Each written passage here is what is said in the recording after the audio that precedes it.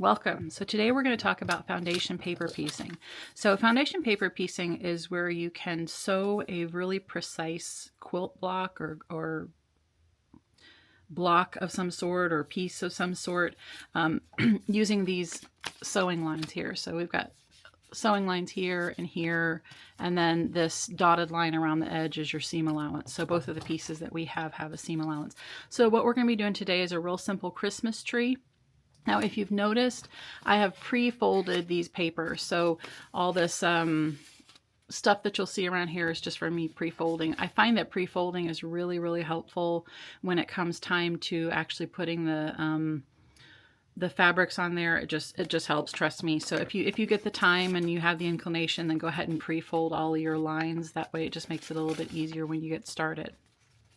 Now, you do not have to use a light board. I like to use a light board just because it helps us get pieces lined up a little bit easier. But you're going to see on your patterns, so we have two different sections here. We've got the A section, and the B section. So if you look, we've got numbers A5, A4, all the way up through A12.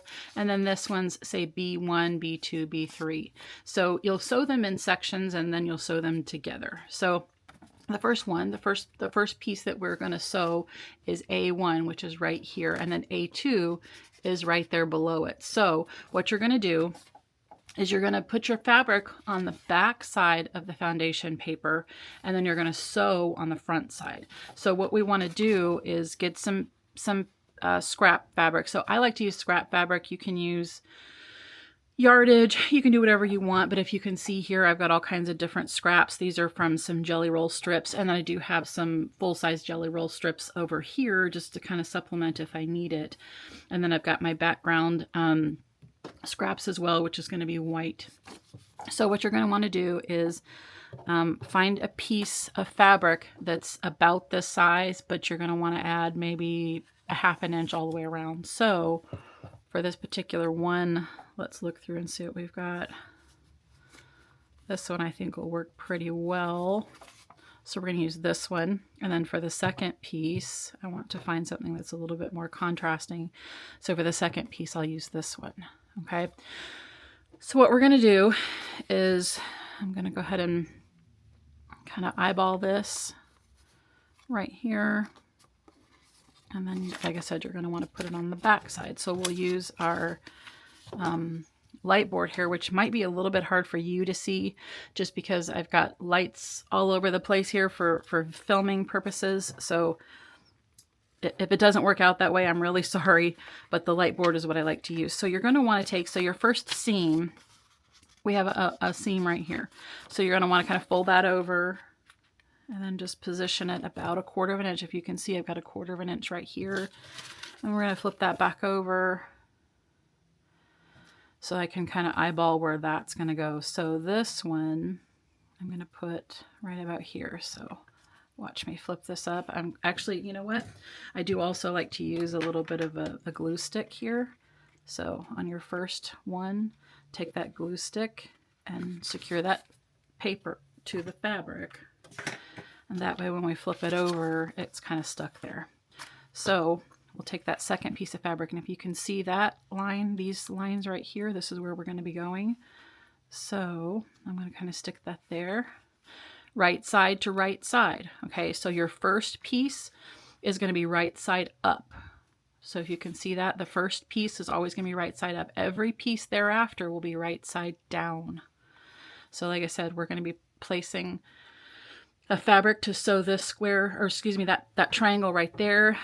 So we're going to position this right here, right there up on that line. And then just to kind of audition it, make sure it's going to fit, I'll flip it over and it looks good. So we can go from the other side just to make sure on the light board, which again, I know you can't see, and I'm so sorry for that, but you'll be able to see the outline and make sure that it lines up. So we're going to flip that back over. Like I said, you want your pieces to line up on that line.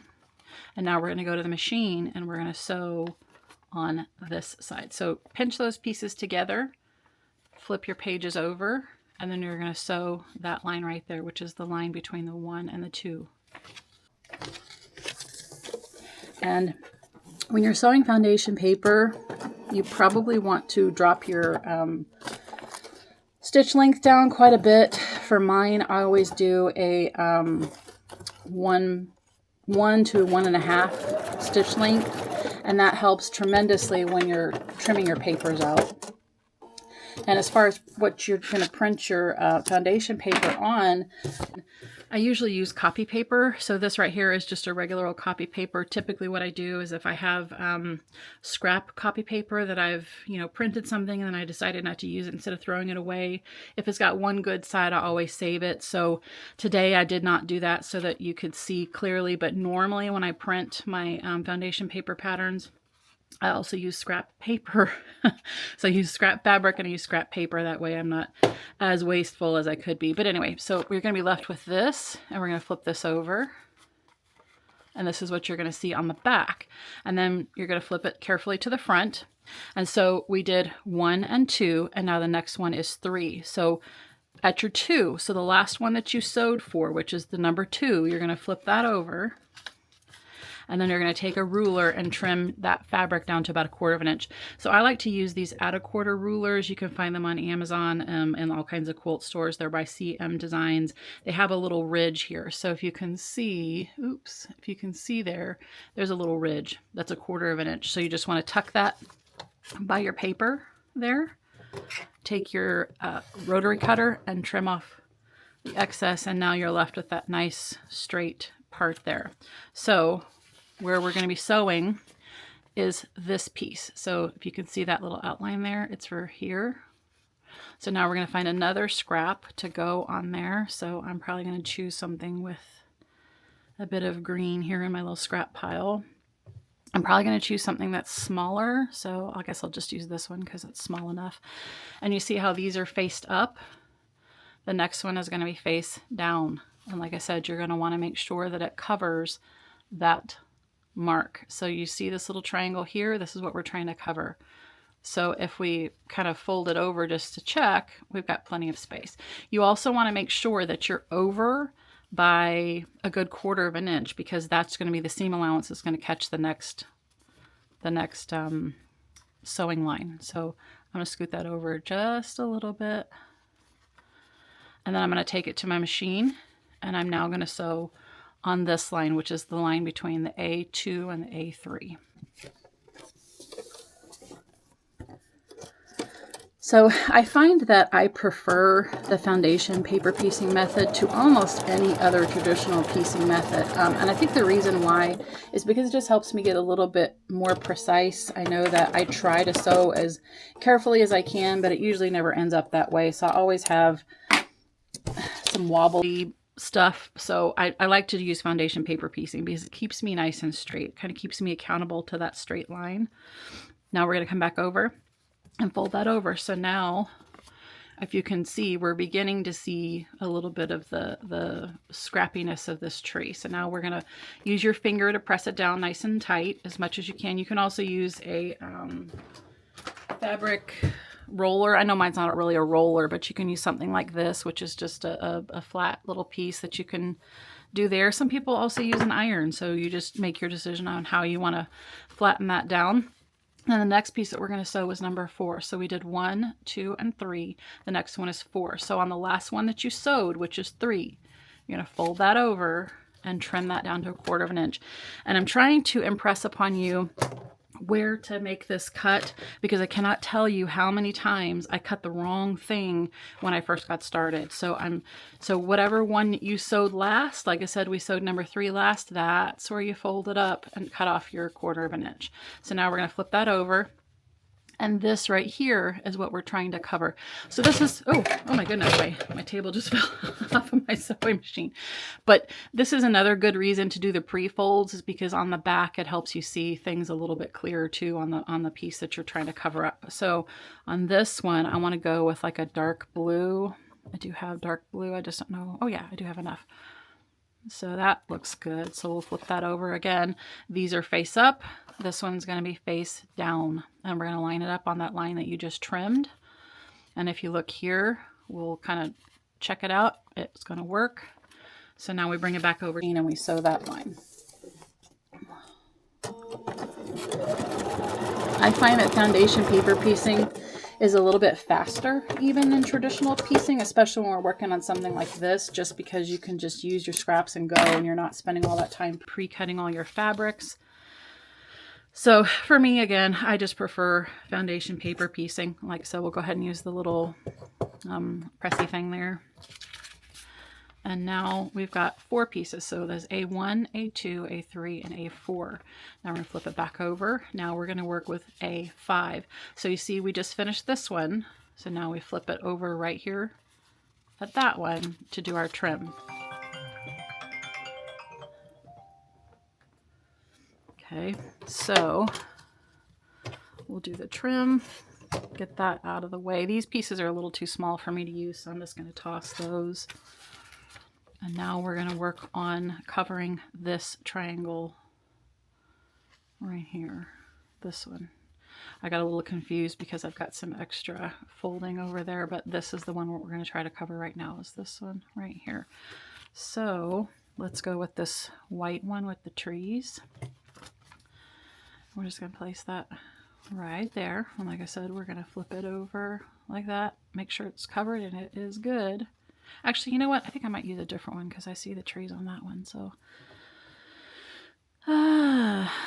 let's use this one. This one's pretty. So we'll just use this. And if you can see there's selvage over here, I'm not worried about the selvage being on there. Again, this was a jelly roll strip. I'm just going to make sure to kind of tuck that out of the way over there. So that way it will be something that gets trimmed off. Then we'll flip it over, make sure, yep, that's going to work. And now we take it over and sew. Now, you can backstitch at the front and the back of this, but to be honest with you, I find that when I have my stitch length set at the 1.15, it really doesn't matter. I mean, you're talking about something that, again, just really doesn't matter because it's good and secure there with a 1.5 inch stitch length, I promise you. So now we're going to do that. So again, we've got A1, A2, A3, A4, and A5. Now we flip it over, and now we're doing A6. So again, since this is the last one we sewed on, this is where we trim it. Okay. And now we get to audition and see which ones that we want next. I think I'm going to do something with green for sure, because it looks like we definitely need some green in here. I'm probably going to use this one. As I start getting down to the base of the tree, the pieces get a little bit wider, so I do need to have a little bit of a wider piece. So I'm going to go ahead and use this green right here. This is the triangle that we're trying to cover. So I'm going to pull this over to where I can cut off this excess and still be left with a piece that's probably going to be big enough to use somewhere else. Let's flip that. That's a little short. So if you see right here is what we need to cover by 1/4 inch. I don't think we're really going to make that. So I will have to move it over a little bit more than I thought, but that's okay. We're still using scraps. Now we're going to take it and sew it. So when we're going over here to sew, we're just sewing the next row or the next line, the next numbered line from the last one. And if you notice, I always like to trim off my little extra piece of thread there while I'm at the machine. It just makes more sense to me. Now we're just going to fold that over, or we are just going to fold that over.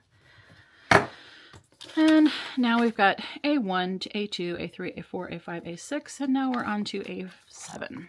So A6 is the last one that we sewed, so that's where we're going to fold. Because again, ask me how I know what happens. So what I used to do when I first got started is I would trim off here, which means I was trimming off everything I had just sewn, which ended up with me being just super frustrated. And so I'm trying to save you some frustration. So hopefully this sinks in and you know that you're supposed to trim over the last one that you sewed on. Okay, so then the next one that we're going to cover is this triangle right here. So if you can see right here. So color wise, let's go with, let me see.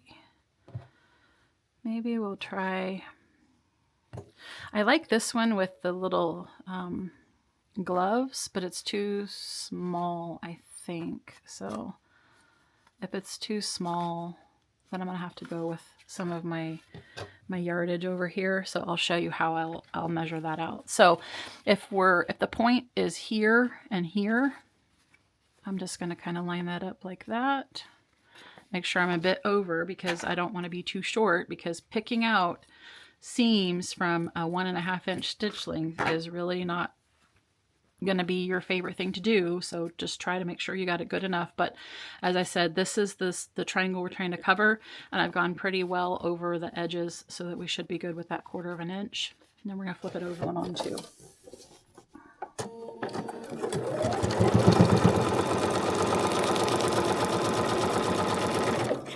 Now with this particular design, there are some peaks, I guess you will, if you will. So you'll have 3 points coming here, 3 points coming there. I find that with just 3 points, it's really not that big of a deal. It doesn't add so much bulk that it makes it too hard to sew over. But if you were doing a design that had a whole bunch of points in one place, you would want to maybe trim your fabric to 1/8 of an inch instead of 1/4 of an inch. But for here, like I said, we've only got 3 points, so I'm not all that worried about it. Now we're going to flip that over and trim. Again, we just finished a 1, a 2, a 3, a 4, a 5, a 6, a 7. Now we're going to do 8. So we're going to trim at the edge of that 7. I'm sorry that I'm going over and over and over and over this every time, but it is a really good thing, a really good habit to get into, to just make sure that you're cutting the right part. And on this one, I think I'm just going to do this dark, so I have plenty of space there. I'm going to lay that down. And I'm not going to double check that one because I know that I have plenty of fabric to cover that one. So now obviously I'm just going to sew. Okay.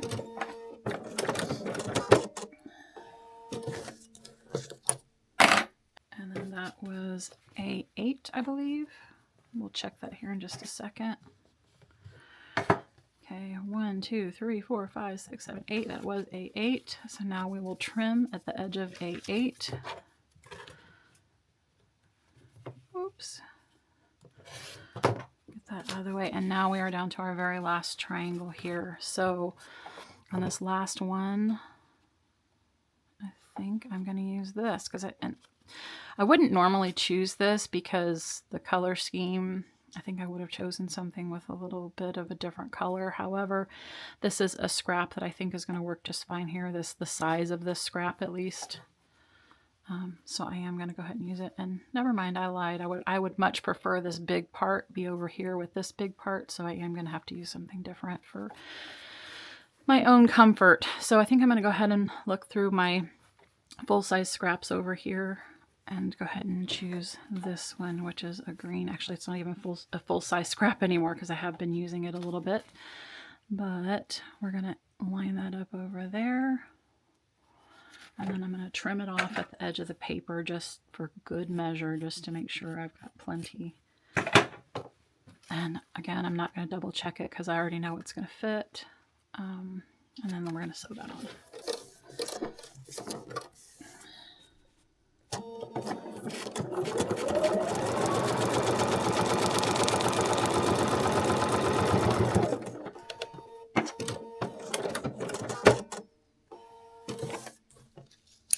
Okay, so now we've got the last part of the actual tree, and now we need to work on the background. So I'm going to go ahead and just trim a little bit of this off just for my own sake, I guess. I just don't like to have all that stuff hanging.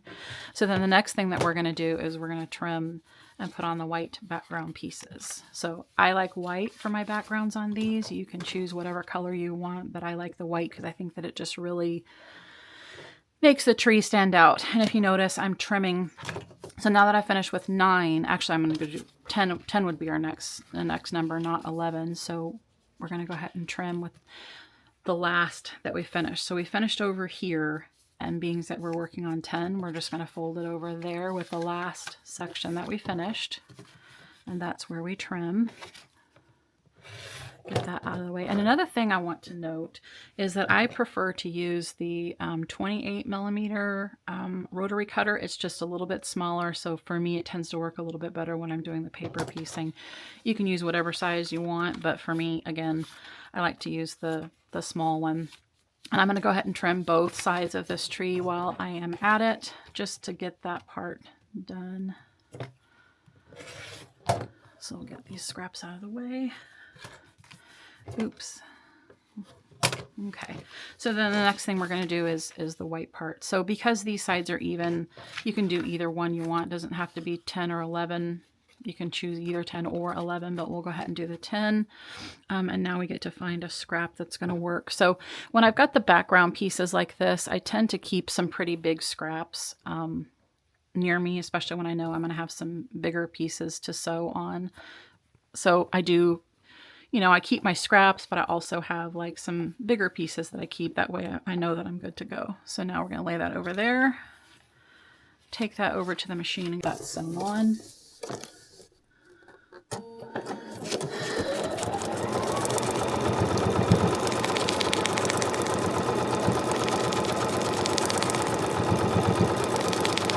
And if you can notice, sewing over those areas where all those points are was really pretty easy. It just glided right through the machine, so no big deal. Again, as far as all those points are concerned, there's only 3 points, so it's really not going to be something that's in your way a whole lot.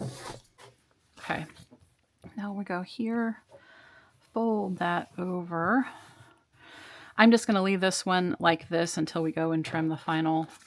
Actually, we'll have to trim up here, but I'm just going to leave that full size right now. Let's find another piece. Looks like I'm going to have to use one of these, which is fine.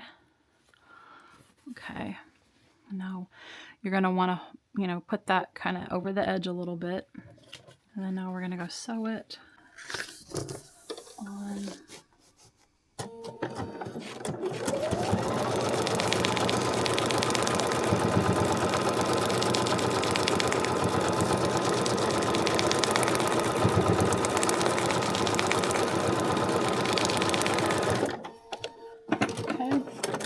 I'm one of those who doesn't like to make my final trim until the very end. So some people, when they cut out their pattern, they cut it out exactly on the line.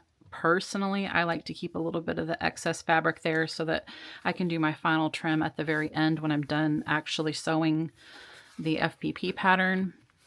You can do whatever you choose. It really doesn't matter. If you want to go ahead and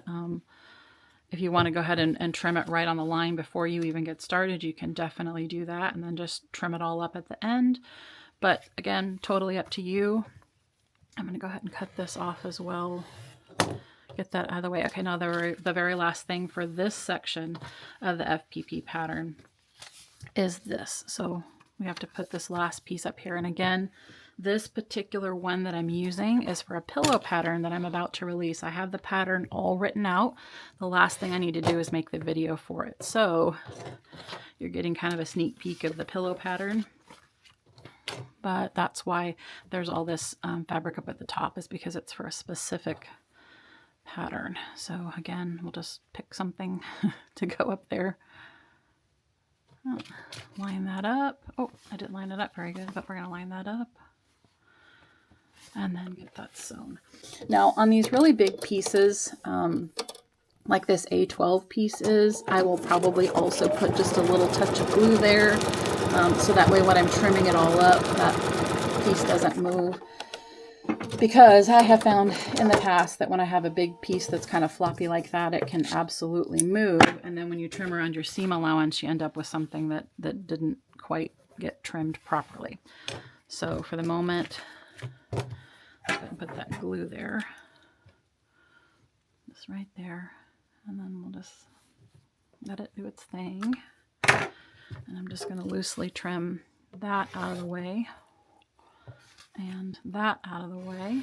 And then I'm going to set this aside for just a moment while we finish the trunk part. So this is one piece. Like I said, we're just going to kind of move it out of the way. Then the next thing we're going to do is these. Now, when I'm doing a trunk specifically like this, I like to have a darker piece for the trunk just because I think that it shows up just a little bit better. So I'm going to cut some off of this particular piece right here. And again, I'm not worried about the selvage because, you know, I'm not worried about the selvage. I'm just cutting it off anyway. Here's another white scrap. This one, just like what we did before, because this is not, because this is solid and it's the same on the front and the back, it really doesn't matter how you position it here. However, if B1 were this piece, we would want to make sure that it is face up on the back here. But since it's not, we don't need to worry about it. So this one will be a solid. We're going to line that up there. 1/4 of an inch over, okay? So remember, that's what we're doing. The sewing there, we need to make sure it goes over by 1/4 of an inch. And then this piece, we're going to line right up there. I know it's a little bit of a rough line, but that's not going to hurt you. So now we go sew that.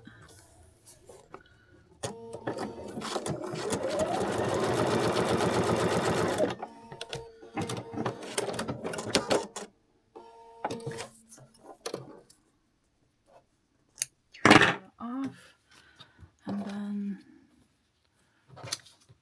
here we're gonna fold that over, make our little trim there, because again, that's the last one that we did. So this is where we fold it over and trim off. And then let's trim off this, and we will, I think that should be plenty. Okay, so now we'll just flip it over and use that on this side now. Okay, now we're going to sew it.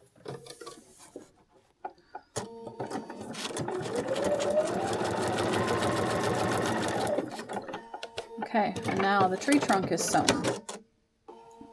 So next thing we have to do is put the pieces together. I put a couple clips right there because I'm going to use those in just a second. Same thing with the big piece over there, because this is kind of a smaller piece. I'm going to put just a dab of glue there and a dab of glue there so that it doesn't shift when I cut, because it will shift and it will really frustrate you if you're short, because that can definitely happen if it shifts too much.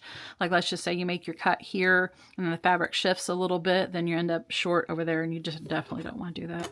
Now we're going to take our add a 1/4, and then we're just going to trim along those dotted lines. So those dotted lines are what gives you your 1/4 of an inch seam allowance. So that 1/4 of an inch, or that dotted line, is where your seam allowance is going to go. So we'll just trim these up, and then we're going to put them all together. So on more complex FPP patterns, you're going to have a whole lot more pieces, and things might get just slightly more complicated, but if you follow whatever directions you have, you should be just fine. Just take it step by step and not worry about it. Just take a breather and you will be just fine. So this one we're going to kind of put out of the way there, and then this one, forgive my head if my head ends up being in the film here. Ooh, I cut that just slightly short because I couldn't see very well, but it's still going to be okay. Same thing here. Ooh, darn it.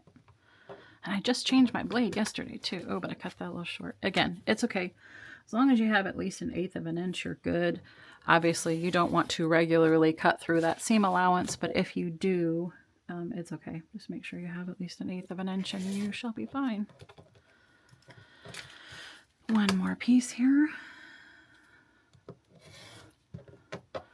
Okay, let's get these scraps out of the way so that you can clearly see what I'm doing. And then now we're left with this piece and this piece. Now, these are going to go right sides together, just like with any other sewing project that you have almost. Everything's going to be right sides together. So being that this is the same either direction, doesn't exactly matter how you line that up, but get that all lined up. Put a couple of clips in place. And then you're going to want to sew along that line right there.